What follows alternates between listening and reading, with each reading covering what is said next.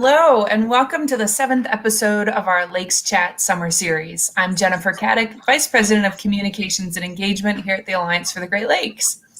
So each January, which is the traditional start of the federal legislative session, the Alliance for the Great Lakes releases our annual federal legislative priorities.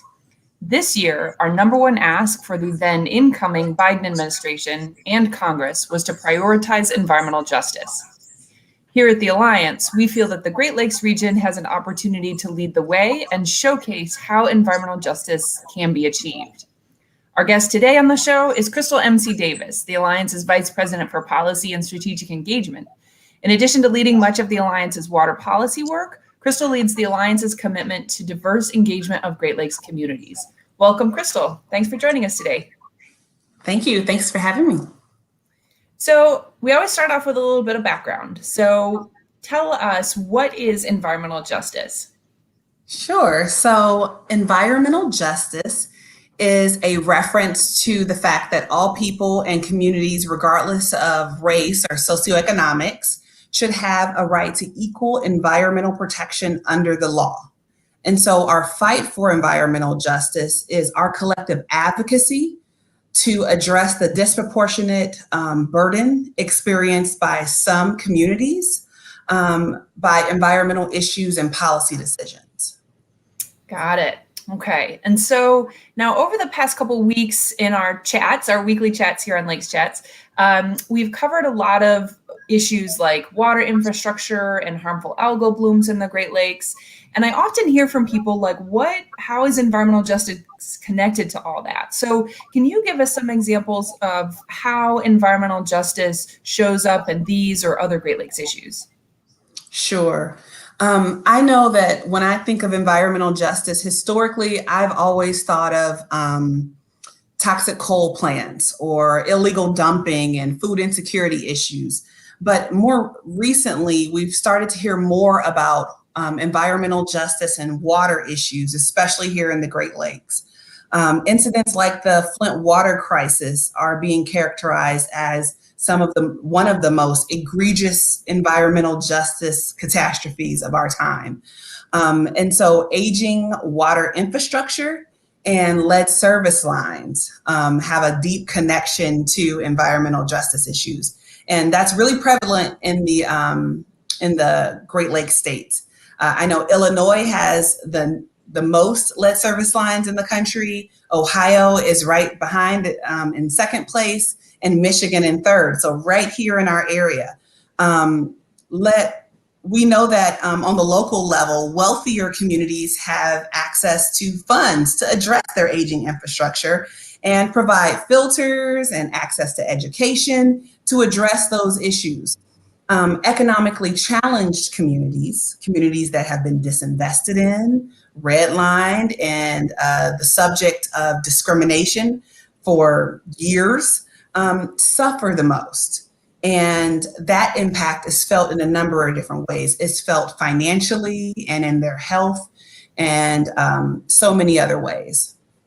Yeah, thanks for that. And those are really powerful examples. You know, I think everybody thinks of Flint when you talk about environmental justice, but we know these issues are happening in communities around the Great Lakes and around the country. This is not just an isolated incident in Flint. Absolutely. No, it's not just an isolated event. And again, when you talk about environmental justice, we can think about just the past couple of years with the COVID-19 pandemic. We've been saying over the last couple of years, this pandemic has highlighted the connection between water and public health and environmental justice. So as the CDC has instructed people to wash their hands and wash their mask, it has really highlighted the fact that so many are without water, and there is a water insecurity issue across the country and across the Great Lakes as well, with water shutoffs. And so it's exacerbated existing injustices.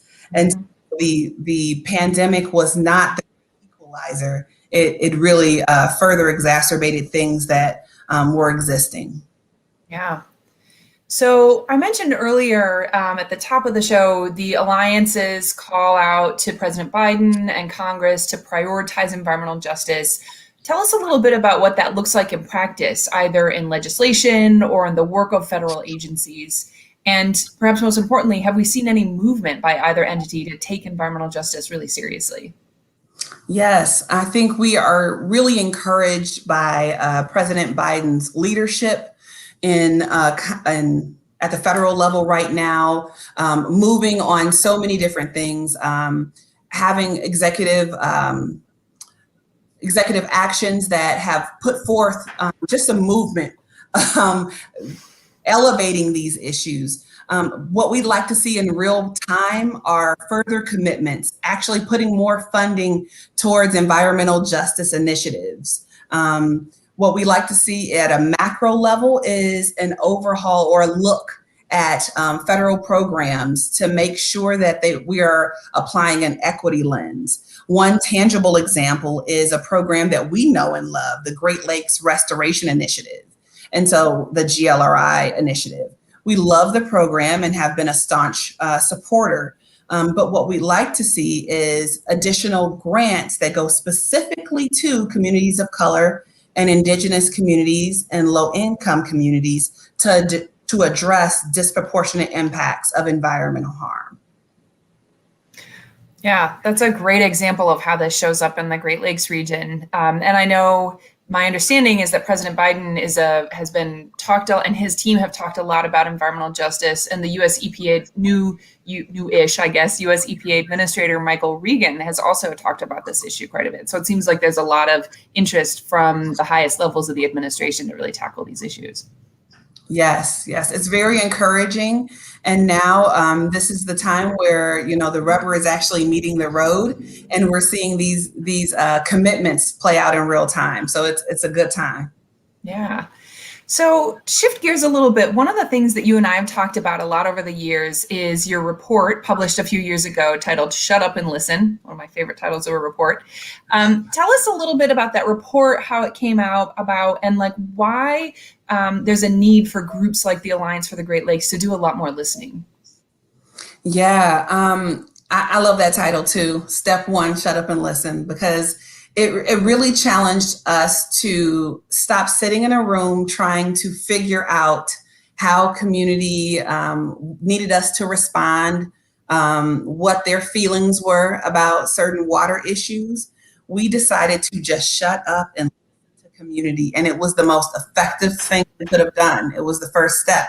And so we launched a community listening tour around Cleveland as a case study, where we learned so much about the fundamentals and the rules for community engagement, the rules for equitably partnering with communities, diverse communities, and so many things came out of that. We learned that proximity to the lake had a direct correlation to residents' sense of obligation to the stewardship of that lake. We learned about pressing local quality of life issues and how that took precedence over environmental issues. So it really challenged us to change how we talked about the issues that we were advocating for. And then residents really appreciated being heard.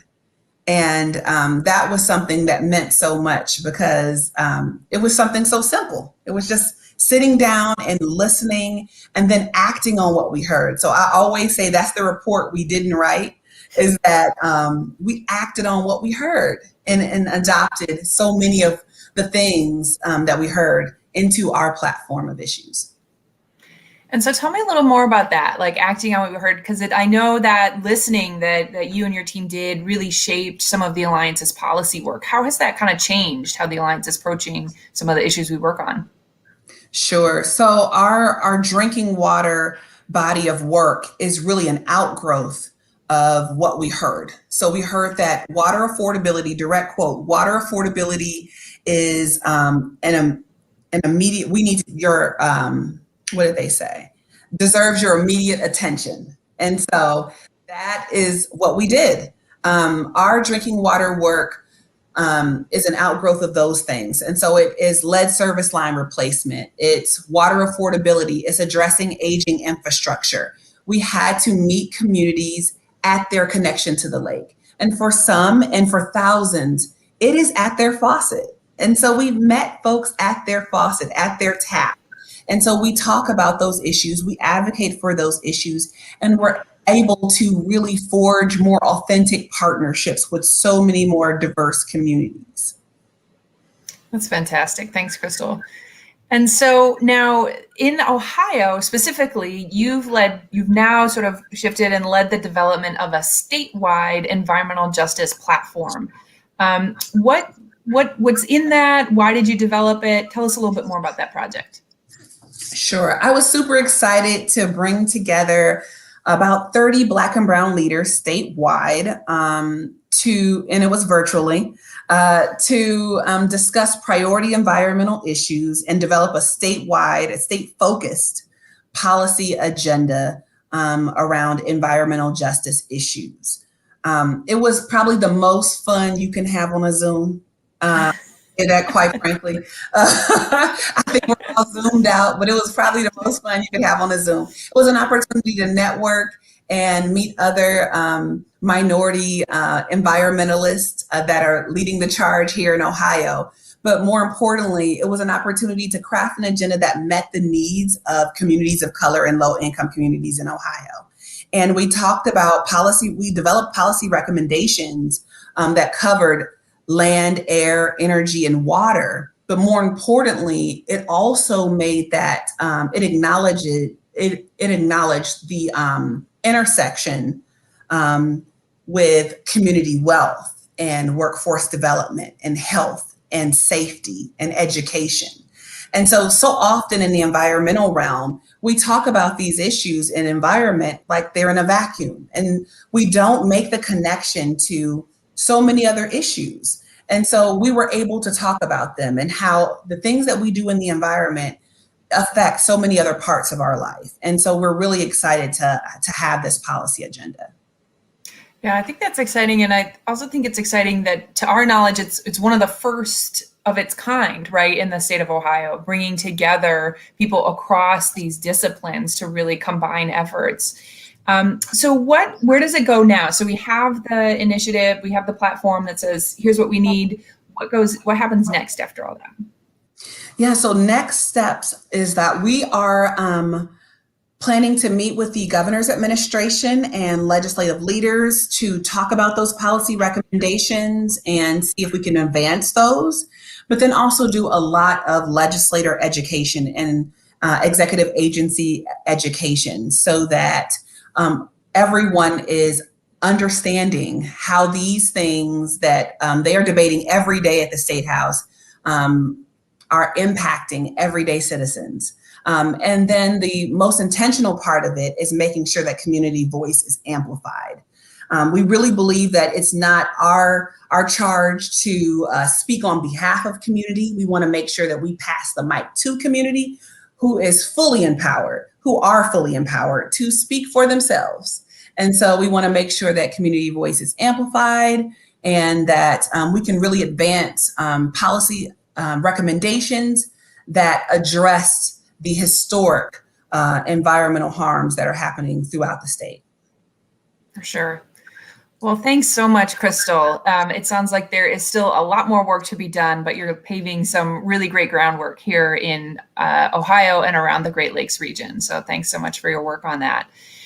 There's always so much more to dig into, but that's all the time we have for today. Huge thank you, Crystal, for joining us.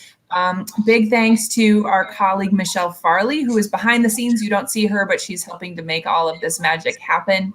And join us next Tuesday, July 27th at 1 p.m. Eastern, noon Central, for our next Lakes Chat, where we'll be talking about Great Lakes water levels. Thanks so much for joining us, and we'll see you next time.